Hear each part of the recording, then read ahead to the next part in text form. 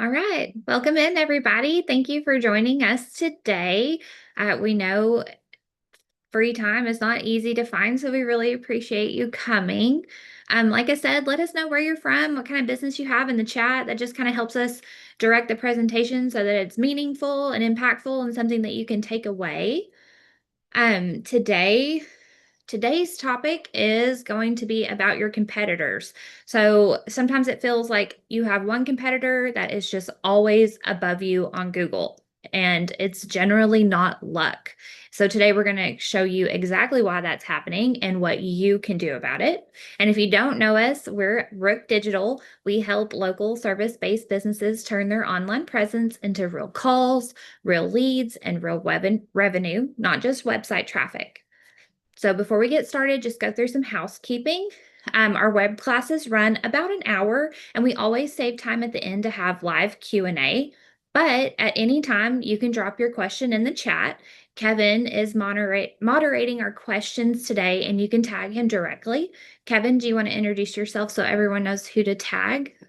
Yeah, hey everyone. Thank you for joining us today. We appreciate you being here. As Megan said, any questions you have on any of the platforms that we're streaming to right now, feel free to tag me, and then I'll keep track of those and prompt Phil with those questions. And we can get to them at the end or during the web class. Anytime you guys want to ask questions, just drop it in the chat.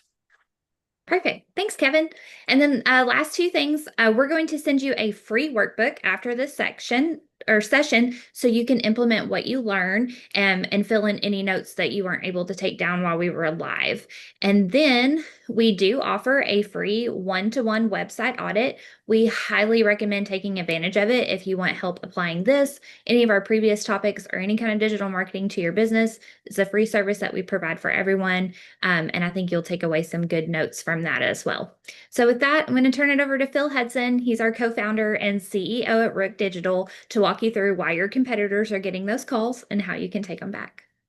Awesome. Thank you so much, Megan. Thank you, everybody, for being here. I see some familiar faces, so it's good to have some people back with us. And we've got some new faces, so that's awesome. Welcome, Eric, Personal Injury Law. We've done a lot of work with organizations like yours. So if you have a very specific question about what you do, let us know, and we can answer those as we're going through the presentation. You can put them in the chat, and there's even a point where we can bring you off mute if you'd like to ask your questions directly. So just keep those top of mind. If you don't mind, also just maybe tell me what city you're in. That might help so I can pull up some specific data about your city as well. If you want to look at specific competitors or other people, just let me know and we can do that. For those of you who've attended before, I'm a big fan of whiteboards. I'm a visual learner, so I like to draw things out. So give me a moment and I'm going to get my iPad live, and then we will start sketching some stuff out here going. And this should help us right there. You should be live. You guys seeing that okay? Yep. Yep. Thumbs up. Cool. All right. So as mentioned, Kevin is going to be monitoring comments and things for questions. He and Megan both have permission to interrupt me at any time. So you can, if it's irrelevant to what we're talking about, they'll hop in, they'll address it, and we can get that real time. At the end of the call, like we said, we will have a specific FAQ though. So if you want something more specific, we can wait till then as well. All right. So what are we talking about, right? So it's what we call the knuckle-headed competitor. I've been doing digital marketing for 17 years. I've worked at publicly traded companies. I've worked for myself for 11 years. I think this is year 11 for us, year 12 for us, actually, this year, which is crazy. And during that time, this is a common complaint that we get from people we talk to, as well as clients. Hey, I've got this knuckle-headed competitor who's beating me, and I'm way better at what we do. They have bad reviews, or everyone knows that they're cheapskates, or they take advantage of people. How do I beat them? It's not fair. And that can be very true. We run into that as well. In our industry, if you've ever worked with a digital marketing agency, you more than likely know that there are a bunch of snake oil salesmen in our space. They take advantage of people, they rip people off. And so that's why we do this kind of education first type marketing, is to help people understand we are not like them and to help us grow. And so the goal for us is to help you learn today and grow. And we're going to specifically talk about how to beat your knuckleheaded competitor by analyzing what they're doing and how to win. So the goal, we're going to make it super simple. We're going to focus on, we're going to look at the local visibility crime scene. right? And we're going to look at it through shapes, not paragraphs. All right. So we're not going to be just long diatribes. We're going to draw it out for you and make help this make sense. So, big thing we need to understand is when you go to Google, right? Typically, you're going to see several blocks on the page, right? So you've got ads up here, and then you might see what's called a Google map or three pack, kind of defining our terms here. And then you might see organic listings here. And this is how things have changed over the last few years. One of the things we talk about a lot that people haven't heard about is what's called a no-click search. And this is something you need to understand. The old way of thinking about traffic is gone. We kind of define our terminology. We talk about funnels. You'll see a few of them in this call. We think about them in terms of cold, warm, and hot traffic, or to define our terms, top of funnel, middle of funnel, bottom of funnel. So top of funnel are people who don't even know you exist. They may not even know they have a problem yet. Middle of funnel means they're looking for a solution. They may be aware of you at this point, but you haven't convinced them to contact you. Bottom of funnel is they're in decision-making mode. And at the bottom of that is where business transacts, right? That's leads or that's dollars in revenue. So one of the things we have to keep in mind here is a lot of the middle of funnel metrics that we look at, which would be traffic, for example, on your site, that is dying. In the world of AI search, traffic is no longer the most important uh, signal or metric for you to track. KPI might be our industry term. What we care about is rankings at the top and ROI at the bottom. Okay. So it's a big transition for digital marketing agencies, and you need to be thinking about that because no-click search and AI search are stealing your traffic. How are they doing that? They're hijacking, and I promise this will be relevant to the topic. They're hijacking your traffic by one, in the map pack, all of this information allows somebody to get all of the information about your business and your competitor's business without ever clicking into your website. They can get your phone number, they can get your hours of operation, they can see your reviews. So decisions are happening in the map pack before they even go to your website. Number two, down here in the organic traffic, we're also seeing, oh, wrong thing. I'm prone to mistakes, so you'll see that. AI overviews up here. You're also seeing down here FAQs. You're also seeing Instagram and social media posts and YouTube posts in here. And so what's happening is Google has hijacked the search space. So it's no longer about traffic, it's about visibility. You have to show up.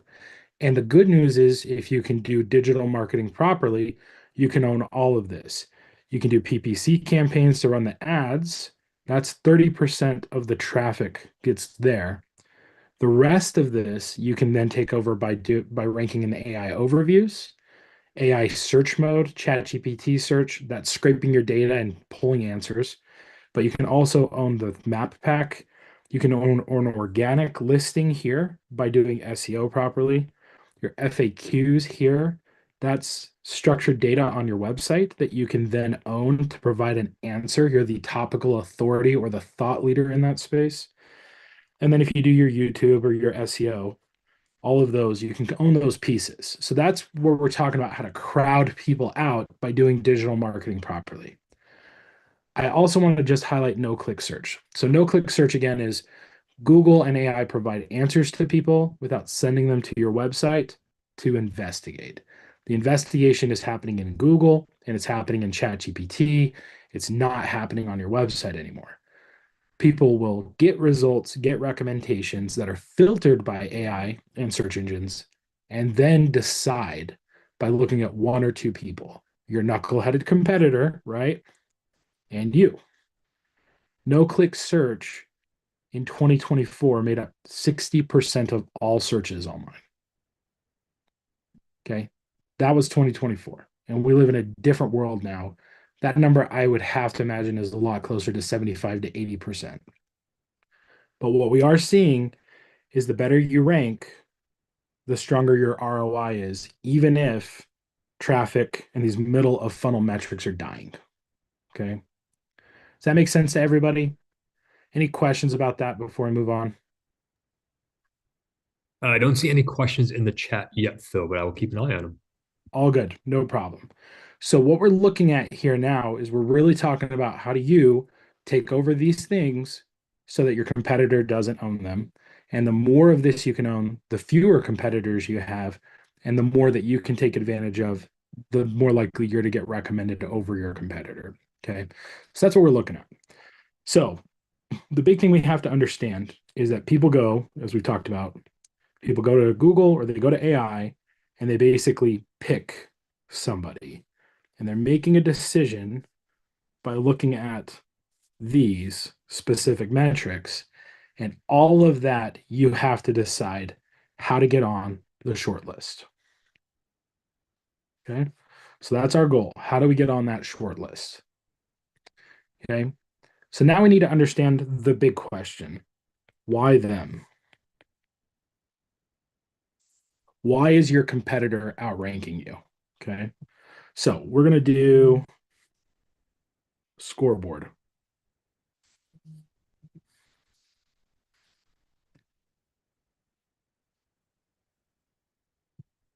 And there's you, and there's them. I promise I drop better in real life. Okay. So let's talk about the 4 things we need to think about. One, we need to think about our match. We need to think about our trust, activity, and coverage. So you can kind of think about it as your bullseye, right? Do you match? Your trust, that's my cool shield. Again, I swear I took art classes, I promise, guys. Your lightning bolt, like your activity, how often you're on there. And then for our purposes, we're thinking about that map pin. How much are you showing up? Again, how much real estate can you own in search results and in AI search results? So what are the results here? Let's define our terms. Match. Do they clearly do the job? This is what your customer, again, is looking for when they're making a decision. Do you clearly do the job?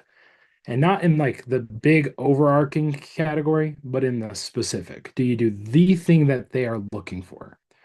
Next is trust. Are you safe? Can you be trustworthy? Activity. Are you alive? Was your last post in 2004? Was your last post yesterday? Right? And then last is coverage, which we're going to call placement. Okay. So, do you clearly do the job? Are you safe? Are you alive? Are you in a place where I can find you? Right? If you're not in that place, if they can't find you and you miss those boxes, you're going to fail. And then that audit, so let's say it's you, you clearly do what you do and you showed up in the map, but they have more check boxes. Who is your customer going to call? They're just going to call the person who checks more boxes. That's ultimately what it comes down to. Okay. So let's talk about this in a little bit more detail. So we're going to think about this like a control panel. Kevin, any questions before I move on to this next piece? Nothing yet. Okay, all good. So in our control panel for our digital marketing, we've got a couple dials that we can use. See, I can draw really good when I cheat, and I use the iPad to fix my drawing. Okay, so our dials, we're going to kind of label them here. We're going to go R for relevance. We're going to go trust, activity, and coverage. Okay, so again, that's referencing our scoreboard up here. And again, this is all in the worksheet that we'll send you. So this is all in there, so you don't have to take exclusive notes. It's helpful to take notes, but we're going to go over this. So your competitor is turning these dials, right? And more than likely, they're dialed to an 11, and you haven't turned one of them on. And this is a very common thing we see, is you may be really close. But as long as someone else is more active than you, they're going to get more calls than you. If someone shows up in the maps more than you, or they have FAQs, or they're showing up in AI overviews, guaranteed they're going to get more calls than you. So what we have to do is we have to look at this control panel and we have to decide which levers do we need to pull, what do we need to dial in. Think of it like the old-timey radio, right? Where your frequency, right? You might be, that's supposed to be a perfect circle. See, I can't even do it with AI. All right, whatever. So let's say that on your dial here, this is like 99, and then over here, this is like 107, and you're basically trying to get to like 102.5. If you're even a hair off on that dial, you're not going to get a clear signal. So we just have to dial those controls in so that you're sending the best signal, receiving the best signal, and your customer is going to find you. And that's the goal here. Okay. So, any questions about this? Is this making sense to you guys? If it is, if you can put just yes in the chat, that might be helpful just to make sure we're making this useful for you. Eric has a question in the chat. Yeah. So there are sometimes sponsored listings in the map pack. I'm not sure how our competitors are buying that position. Is it an option in Google Ads? And then there's one more question after that one. Yeah, it should be M. I was thinking red for, I was drawing in red, and so my brain went to, yes. We'll correct that in yellow, so you know I made a mistake. Yeah. So the answer is yes. The sponsored listings here are a function of Google Ads. I think they're called Google Service, local service ads are what they're called now, and you can just buy that placement. So you can immediately rank top of the map pack by paying for that privilege, and Google will happily take your money, and that's usually indicated with some type of color. Sometimes I see that kind of ad badges in yellow, but you'll see it pop up there. And sometimes those pins on the map listing itself, right? So if this is your map, you've got a bunch of red pins. And then sometimes you'll see like a green or a blue or a yellow pin pop up. I've seen a couple different colors. They test them. And usually it's to see what's going to get clicked on more so they can make more money off of you. But you could absolutely rank there today by turning on local service ads and Google Ads. And they'll push you to that too. Sometimes when we create ad accounts, we have what's called an MCC or My Client Center account. It allows us to manage all of our clients in one place. And when we go to create a new account for some clients, very often it tries to hijack us and force us into inferior Google Ads products that are meant to make it easy for you to spend money with Google, not necessarily provide you with results. And so we have to push through using some of these agency levers that we have that you could sign up for as well yourself, but they're just more complex. But you have to kind of push through those kind of stopgaps to get into that stuff. But it's a good question. And if that's something you're interested in, you want help kind of seeing where to find that, if you sign up for an audit, we can just walk you through how to go get past that screen to get to the better stuff or how to set up those local search ads. So, okay. Any other questions there, Kevin? Yeah, from one of our other platforms. So in the context of activity, is it better to be posting every day, regardless of the quality of the activity? Or is it better to be a bit selective and make sure the quality of what we're posting is super high up there? Yeah, I think it goes back to Ronald Reagan, right? Reaganomics. You beat the communists by providing quality, right? And the communists say quantity is a quality in and of itself. I think Lenin said that, and that may be true, but you win long term with the quality. So it's quality and consistency. Okay, quality, consistency. So if you can put out one good post per week and do that routinely, you will see better results than putting out a bunch of garbage. Why?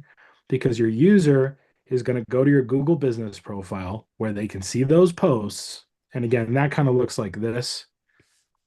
This is like your listing. Here's your map up here. And then here's kind of info about you, maybe your hours. And then you're going to have these posts here.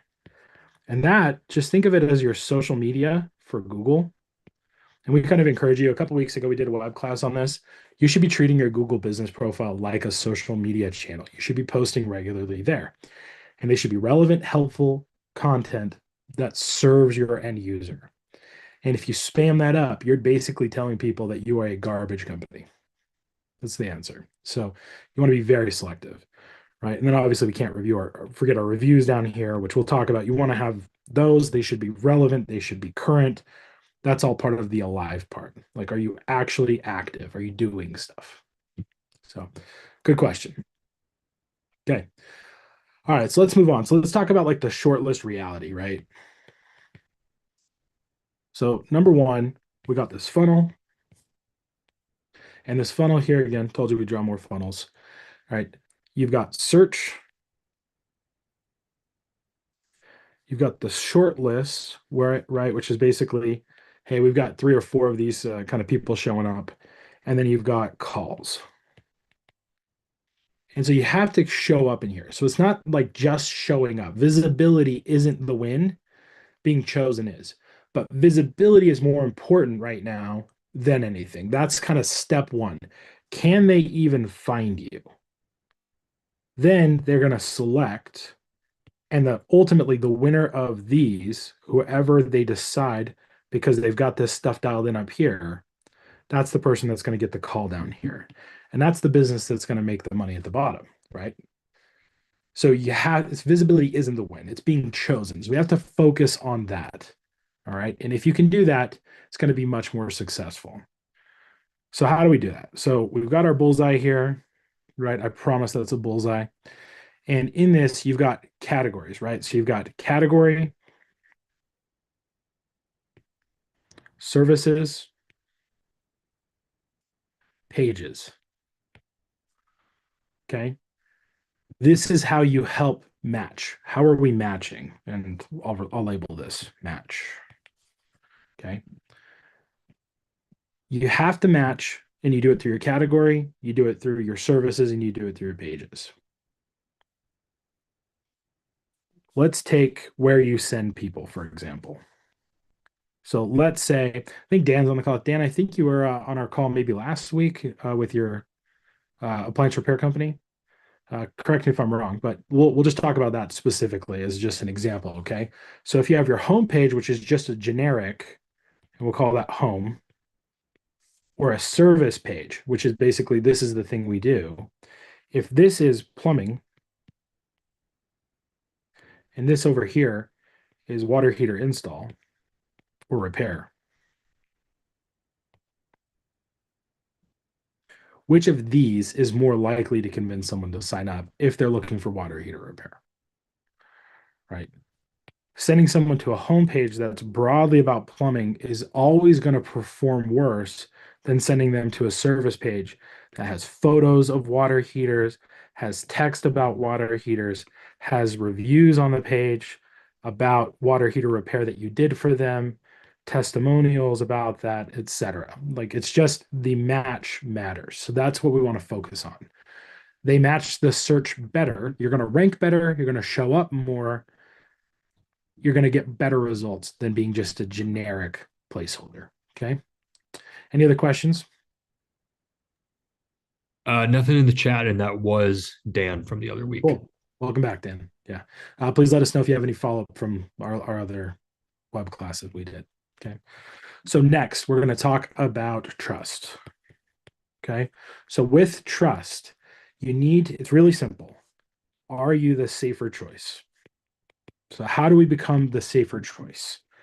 And the answer is really simple. We're going to do reviews. We're going to make sure we have real photos, not stock photography, real photos, licenses and badges. That could be a professional associations, member of the bar, for example, alumni associations that you might belong to, anything that's reputable and shows people that you're not just some fly-by-night snake oil salesman or charlatan.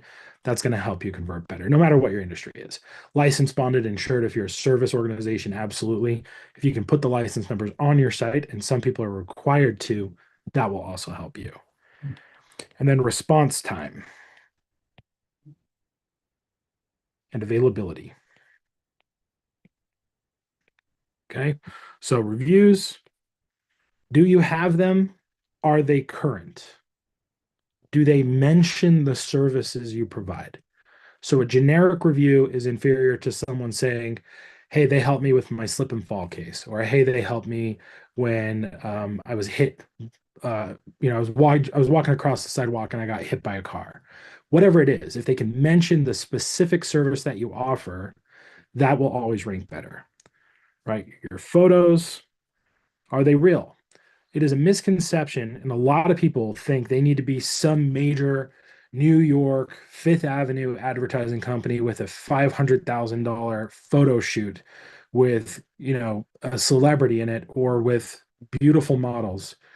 But what we know now is that authenticity matters. And a selfie photo or something taken on your cell phone feels more authentic than some fancy ad. And we would rather trust in reality than be sold something. And if you think about the context of AI, generative AI photos and videos, and how easily it is to make something look super polished, something real with its flaws is more trustworthy than something that could be fake. So don't be afraid to take photos of that. Also, side note, if you're taking photos of your business and you're using your cell phone, it will store GPS data from your location in the photo when you upload it to your website. And that helps Google verify you are who you say you are, where you say you are. Okay. So that also helps you rank. Licenses and badges, right? We talked about this. We're just going to draw a little certificate there. License and badges. It's just trust, implicit trust, and then response time. How quickly do you respond? Do you have hours of operation available? Do you have text and chat capability on there, which you can all set up on your Google business profile, by the way? You can have all that functionality right here. And you should have your front office person, your receptionist, or yourself. You should be logged in, receiving text messages, responding to people, on WhatsApp or whatever it is. You should be managing that chat because those people are absolutely the hottest customer. They probably have a question, and the first person who can respond or is available will win the deal. Okay. And if you're not, you're missing out 100%. Okay. So at the end of the day, if we're looking at two Google business profiles, the person who can check these four boxes is going to win, and the other one is going to lose. Okay. So again, it's a scorecard, and you need to do this by having very specific content on your page. Next, we have activity. Any questions, Kevin? Nope. Okay. So activity is next, right? So how do we show we're active? And one of the things we always encourage people to do is basically create a content calendar. And the content calendar can be for both the stuff you're putting on social media, but it can also be for how you're managing the workload that you have. And so again, with this, you might just say, hey, this week I'm going to work on new photos. And these are weeks. So we're going to go week 1, week 2, week 3, week 4. Week 1, I'm just going to get new photos. I'll rewrite that because that's difficult to read. Okay, number 1's new photos. Maybe week 2, you're going to do new reviews. You're going to reach out to your people. You're going to ping them and say, hey, is there any way you could do this for me? Week 3 might be new posts and updates. And then week 4 might be replies. Go make sure you reply to everyone. And that might be your starting point. Now, should you be doing that regularly? Yes. Is it helpful to set aside 15 minutes a day just to kind of go hit these things and photos you might do, once a month just to update something new? But pinging people for new reviews, if you just took 15 minutes and pinged your clients to say, hey, looking for a review here. If you took 15 minutes and wrote a post or took a quick photo, it could be a 200, word post about something new that happened or a new law that passed, a regulation, whatever it is. All that's going to help. And replies. If you just take 15 minutes every day and just go through and reply, for most small businesses, that's going to take 2 minutes, right? And you can set up a push notification to be notified when someone leaves a new review. Stop right there on your lunch break. Just respond to that person, even if it's negative, which again, we've talked about on our other calls. You want to respond to everything. So the point of this is good. Google and customers trust businesses that look active. So you just want to make sure you have a pulse. Are you alive? And if you are, you're going to send a better signal. So next is coverage. Okay. And that's largely what we were talking about at the top of this web class. We were just looking at how can you rank better in more places. For our purposes, most people on this call are going to be local businesses. They're going to have a Google map listing. They're either going to receive business at their location or they're going to serve an area. You might go to someone's house. You might service them over the phone. They might come in and talk to you for a consultation, for example, if you're a law firm. So, whatever that is, we're going to think about this coverage specifically through the lens of a map listing. Okay. So, we're going to say that this one's you. And we're going to say these other ones right here are your competitors. Okay. And we'll pretend that we're on a map in Google. Someone did a search for that. Okay. You might beat most people based on something called the possum filter, which we talked about again in another call. But it's basically if you were to pull up a map and Kevin asks me to be more uh, less whiteboard and more real with you. So give me a second. Let's actually give you an example of what a possum filter looks like. I'll pull this up for you. Um, who here wants to drop their city? Do we have a city here? Coachella Valley? Yeah, I think Let's do so. Yeah, JD, Coachella Valley. JD, I know you're doing this for a friend, I think you said. Do you want to tell us like what business that is, maybe? She's going to be doing life coaching, Okay. and I gave you her website is her company is going to be Life Reassembled, but she got the .com backwards. She got Reassembled Life. Okay. All good. Right here, let's look at this. And so Let's that's talk. Palm Springs, Palm Desert, Rancho Mirage, Love it. Indio. That's Coachella Valley. Oh, we know. We are Okay. familiar. We've done a lot of work with the Coachella Valley. So yeah, we actually had one of the big date manufacturing farms out there as a client for a long time. So, but yeah, Rich Henrich, our business partner, he founded the AMFM Fest in Coachella Valley forever ago, and we're good friends with the people at the Coachella Valley Weekly, the publishers there.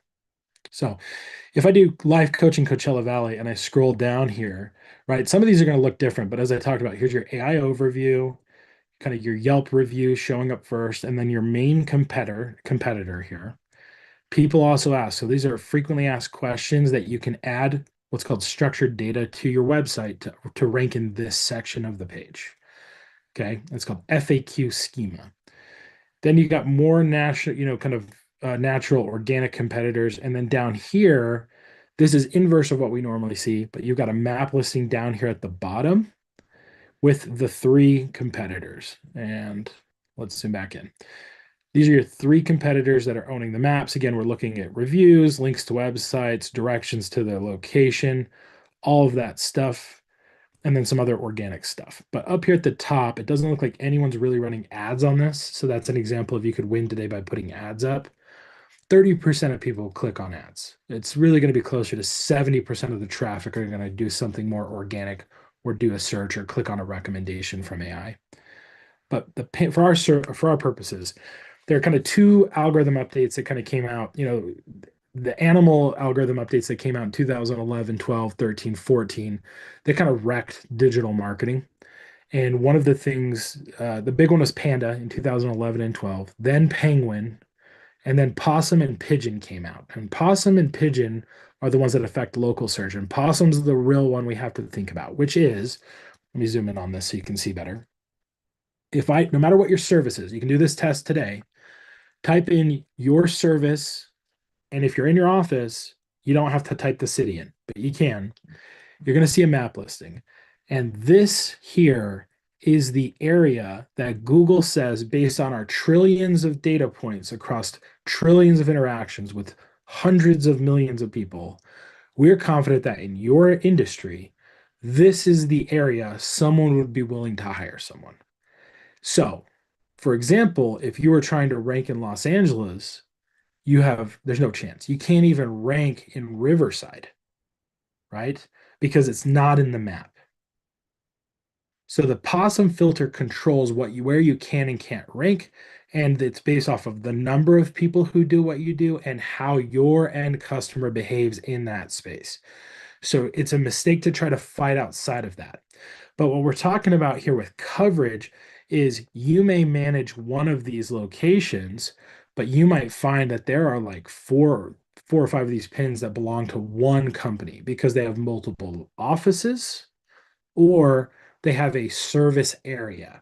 And for like appliance repair or HVAC or plumbing, service area is going to be the name of the game, but you don't want to junk it up by saying you do the entire state. You don't want to do the entire, you know, like valley. You might do the whole valley, but a friend of mine is an appliance repair guy out here in Utah where I currently live, and his map listing shows the entire state of Utah all the way to Boise, Idaho.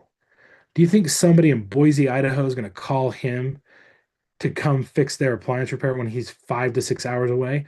And there's 72 other appliance repair guys between him and it's not going to happen, right? So let's look at another example of this. So what I'm getting to this is you want to be very specific to your service area, and it needs to be reasonable.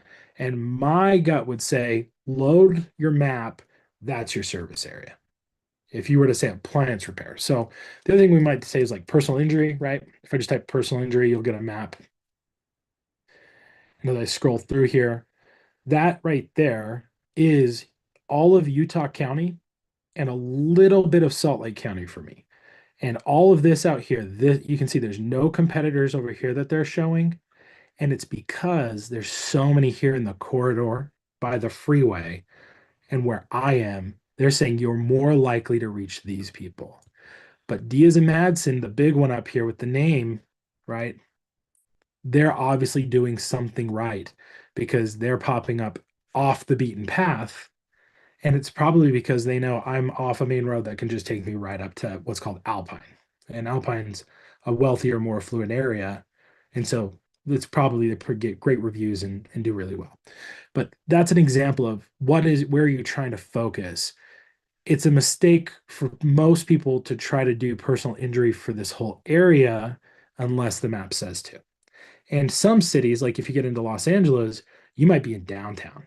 You might be in Beverly Hills because there's 4 million other people there, right? And there's 10,000 attorneys trying to do what you do there. So it's all based off of that. But does that make sense for the possum filter for everybody? Okay. All good? Okay.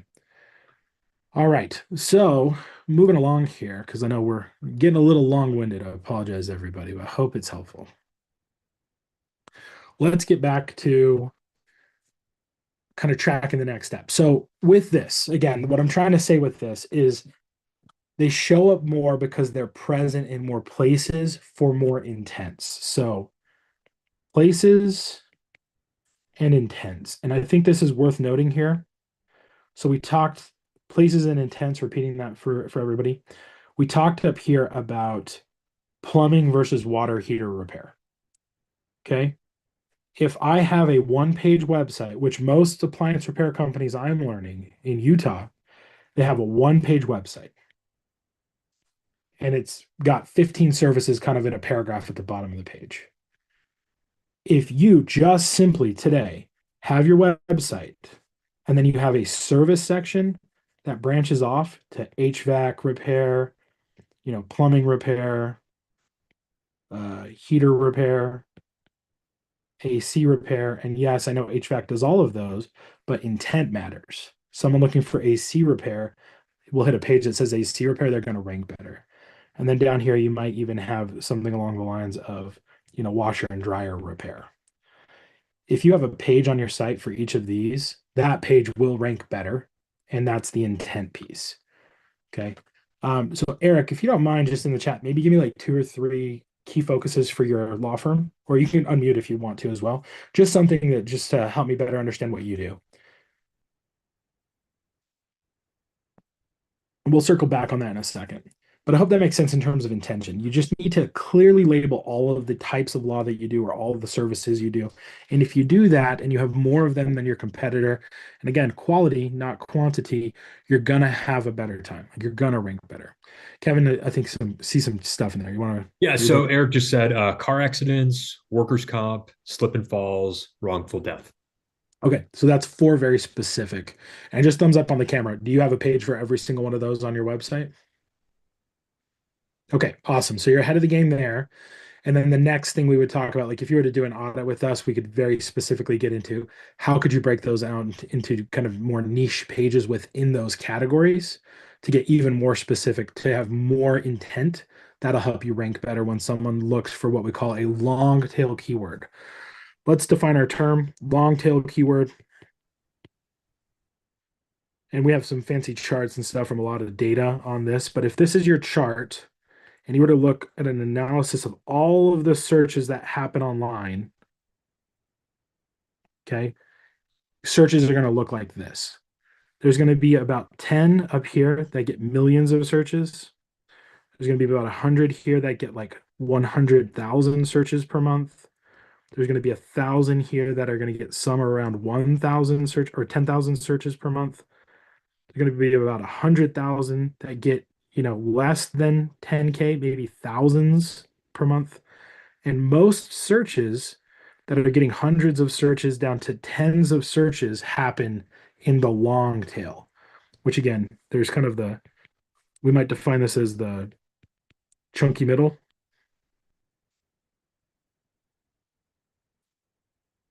Is kind of this section. The long tail is all of this, and that might go off like a mile down the road. And that's people searching for best slip and fall attorney for retail space in city. And there's one search a month for that. But if you can rank there, that person will pick up the phone and call you because you have directly answered their question. So we want to blanket and to target as much of that as we can, and not in a spammy way, to be clear, but in a very sincere and significant way. Okay. All right. Anything else there in the chat before I move on? Nope. Okay. So let's just talk about one thing we call the call path. Okay. And this is a really big one. You want to give people a very clear choice: call or hunt. And we're thinking easy button, right?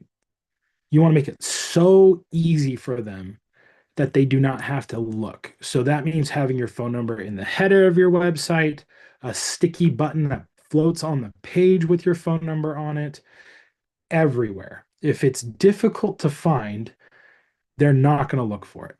The other thing that we would say very clearly is it should be a click to call. And for the nerds here, when you're hyperlinking your phone number, it's just a number. You put your phone number right here. And that allows you on a mobile phone to tap to call, click to call. Every phone number on your site, hyperlink it with and then just the number for your phone number. That alone will reduce so much friction, which is what we're always fighting. And if you've attended any of our calls or trainings before, friction is the enemy. People are lazy. Don't think they're going to put in any more effort. Make it as easy as possible, and then you will be surprised how confused people will be when you make it clear. Okay. Bill, does the format of the phone number matter? Like parentheses, hyphens? Yeah, so publicly what you display doesn't matter, but the phone number I would literally do like this: tell 55555555555. No dashes, no symbols. Then there's some other fancy stuff you can do with like pound signs to get into extensions. And then there's some other things you can do to put delays in when it enters if you have like an auto dialer. That's super complex, and we can help you if you have a specific use case. For most people, most business owners are operating off of one office line and a phone or a cell phone. And just the raw number, or what we might call a naked number, that works perfect. Okay, good question. Any other questions? Nope. Okay, so let's talk about how to move forward. Let's make this actionable. So it's the 7-day sprint. This is what you're going to do over the next 7 days to outrank your competitor. And we're going to do it really simply. All right. Checkbox number 1, which is day 1. So we're going to have 7 checkboxes. Each one's a day. Number 1, you're going to fix your category or service on Google Business Profile. You're going to log into your Google Business Profile. If you do not have one, call us. We can help you set one up. They're very easy to claim. There's some steps you have to do to verify that you're a real legitimate business, and that's dependent on what you get at the time you sign up. but you're going to sign up and you're going to fix your category and services. Megan, I don't know if you have the list of GBP categories ready, but if you can link that for people, you will be surprised what shows up and what options you have. And it may be, and specifically in the case of something like a law firm, you could probably find a personal injury category, not just attorney. And then here's the other. I think you can have like 6 to 10 categories in here, and most people do one. So you're going to be smart and you're going to do the first one is your primary category. That is as close to specific what you do as everything else. So if you're a personal injury attorney, it's personal injury. Then it's attorney, lawyer, legal services, all the other categories that might be underneath that. Okay. If you're appliance repair and that's the category, then underneath that, you might see HVAC repair, washer repair, you might see maintenance, you might see handyman, you might put some of those in, but you need to make sure that they are applicable. Okay. The days of spam are over. If you do that, you are going to tank in your rankings because you're sending a mixed signal. You're confusing the AI. So we want to think, what is my niche? What is my category? How specific can I be there? And the more specific you are, the better. And always lead with the primary thing you do. Okay. There's your freebie. We don't normally give that advice. I think we've given it twice in the last 2 years publicly. You load your categories, but make it real. Day 2, we're going to add 15 real photos. Okay. You're going to take photos of your staff. You're going to take photos of the outside of your office. You're going to take photos of the lobby. You're going to take photos of the interior of your office. What does it feel like when someone comes? How do you take the stress off of someone knowing what does it look like when I get there and what is my experience going to be? For you who do service areas, it's going to be photos of your truck. It's going to be photos of your branding. It's going to be photos of you. If you're the solopreneur, you're the only one doing it. It's going to be photos of maintenance work you're doing or completed jobs. And don't be afraid of before and after. That's huge. Like, I cannot understate that. Before and after photos are going to be huge. If you're in like life coaching, it might be sad person before, happy person after. Photo of me at the funeral, photo of me having released all that trauma and stress from my life. Whatever it is that you do, before and after, huge win.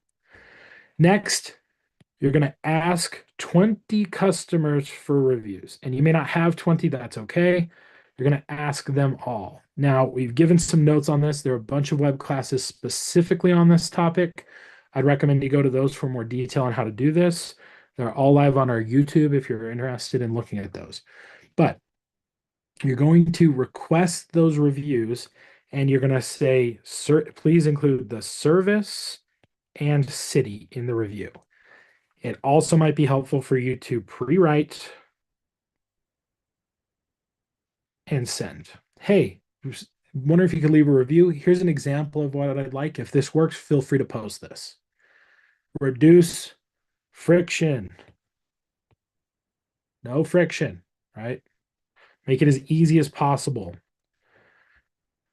Next, day 4, you're going to reply to your reviews.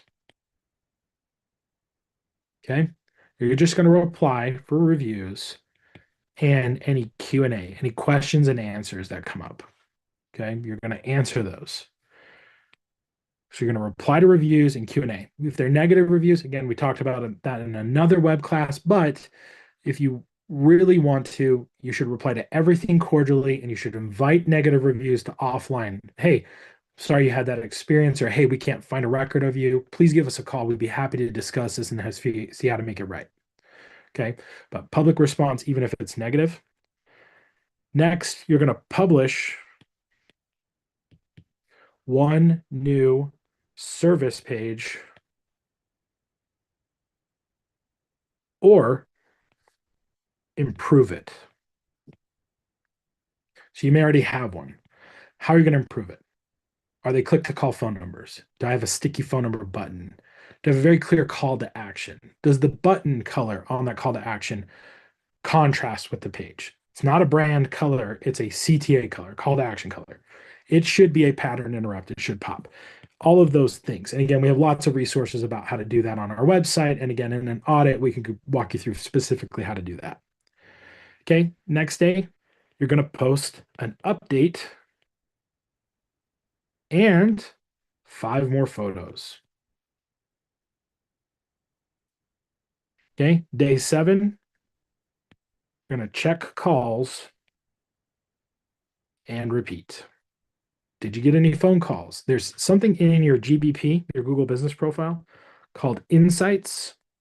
It's going to tell you how many more times you're showing up. It's going to tell how many people asked for directions to your location, how many calls you received. I think you'd be surprised how often calls go nowhere because of some formatting error, or you don't realize you have an auto attendant on, or your vacation hours never got turned off, and you're just sitting there wondering, why is my phone not ringing? So those are some quick wins. So again, it's not reinvention, it's a sprint.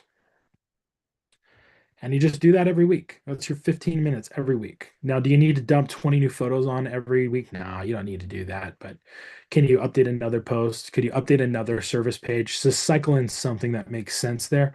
So just really actionable, bite size. It's the elephant, right? How do you win? You win one bite at a time. And that's your simple 7-day path to biting. That's all in the worksheet, I believe, right, Megan? Megan made our worksheet. So, and there, Yeah. Eric's taking a call, which is what we like to see. You got to take the call. So that's it. So let's wrap up here and we can get to some questions for the last little bit. So we talked again about why your competitor's beating you. And it really comes down to the scorecard up here. Sorry, I got a lot. Okay. Are you a good match? Are you trustworthy? Are you active? Do you cover enough area? And coverage again is intent and places. So if you don't cover enough of both, you will not rank, and that's why they're beating you. If you can do those things and you can outpace your competitor by dialing those in slowly over time, you will win. And that's the process of simple, sustainable digital marketing in 2026.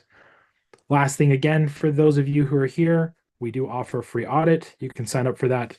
Literally any page of our website has a button to this. It's rookdigital.com/audit. I also just dropped that link in the chat as well. Perfect. And again, what is it? It's 100% free. We do it for everyone. If you're a good fit for us and we can work with you, great. If not, not a big deal. We know that you're not going to get taken advantage of by the next guy. And more than likely, you know somebody who can use our services. Our entire business has been built on referrals for 10 years because we do good work. And so we're happy to serve. If this helps you and you want to share this with somebody else, that's huge. If you've got some value out of this and you're not interested in the audit, just Google Rook Digital and leave us a good review. Now, there's some South African company that's hijacking our trademark right now that we're fighting. So don't do the Rook Digital South Africa. Do one of the Rook Digital locations. I think we have a Coachella, like an Indio office that you can leave a review on as well. I think we have a GBP there. But that would be super helpful, but we'd love to do an audit for you. And without further ado, let's get to any questions you might have. Eric had a question, and well, let's go up one more. There's two. Yeah. I kind of gave quick answers down here, but JD asked about her friend's website. She just wants to do emails, no calls. So should I tell her to do the same with email? Yeah. So if you want emails, make sure. So one of the big mistakes that I never understood when I first got into this industry are websites that have no contact form. Like, and you'll be surprised. Like, that is a waste of a website. The difference between a portfolio and a lead generation website is a form. That's it. So just put a form. There are free tools everywhere for them, and then you're going to push people to a form. That's what you're going to do.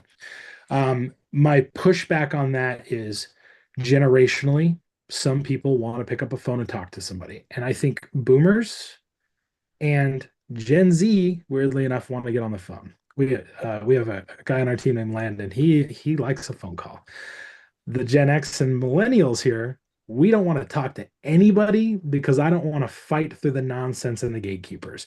I want to talk to the person who can solve my problem because I've probably tested everything else and I'm to the point where I just need to escalate that. So I would do both so that you can satisfy people. And you should always have text messaging available or some type of messaging service on your website so people can ping you live with a message. Yeah, right now she has no context of her social media. And I'm like, where's your email? Where's your phone number? Yep. Okay, Keep those thank you. emails. That is the holy grail of your marketing. Every single email you get, according to StoryBrand, is worth about $15. Okay. So you should provide enough value worth $15 to get an email. Likewise, you should think about it. Every single email you get, that's $15 in your pocket. Okay. Great. Any other questions, Megan?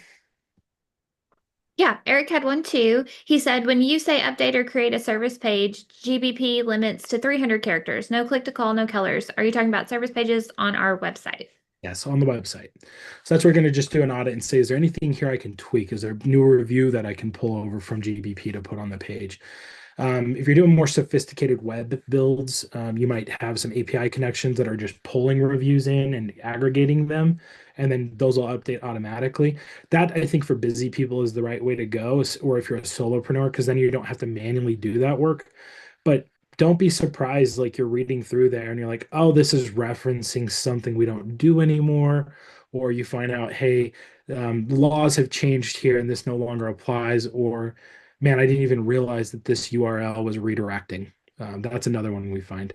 I've had two cases this week, and where we did audits. One of them, their entire website was blocked from search engines and has been since 2019. And the other one had some super complex technical issue where they were canonicalizing URLs to some certain page. So you just got to check this stuff, and that might be enough. It's just 15 minutes. So, okay, good question. Sweet. Anything else? That's what I saw. Okay, anybody have any pending questions before we let you go? And you can unmute if you want to ask your question directly. You can put it in the chat, whatever you need. And if not, no big deal. I think we'll all take our 2 minutes back. We all like our time back, right? Okay. Thank Thank you. you. Thank you very Yeah, much. of course. Thank you all. Really appreciate your time. Thank you for being here. We do these weekly. Megan will talk a bit about that. Again, if there's something we can do, reach out. You can do an audit. You can just shoot us a message as well right on our website, and we'll happily help you. Okay. Perfect. Thanks, Thank you all. Dan. Thank you all for being here. Make sure you join us next week. Next week, we're talking about retargeting. So it's how do you get back in front of people who were on your site and left so you could reel them back in. And if you like today's web class, make sure you share it with a friend. Let us know if we can help you out in the future. Okay. Thanks, everybody.